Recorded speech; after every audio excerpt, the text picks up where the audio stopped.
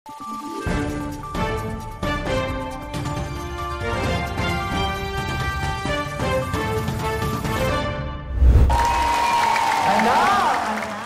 ang mga senior citizens sa mga nahandugan ng gift box sa naging selebrasyon ng ika-89th anniversary ng Office of the Vice President sa Hingoog City, Misamis Oriental. Isa si Nanay Gloria mula sa Barangay Talon sa mahigit 1,000 residente na nakatanggap ng munting handog mula sa tanggapan ng pangalawang Pangulo sa pamumuno ni Inday Sara Duterte.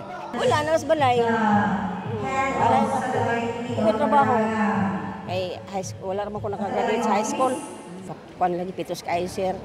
Usahay kanang namang ko estudyante, duha pa man ako estudyante.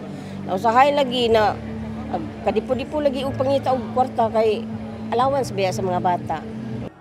Kaya't labis ang kasiyahan ni Nanay Gloria na kabilang siya at ang maraming senior citizens sa kanilang lugar na nakatanggap ng munting handog mula sa tanggapan ng pangalawang Pangulo. Ipinagpapasalamat naman ni Nanay Gloria ang pagbisita ni Inday Sara sa kanilang lugar.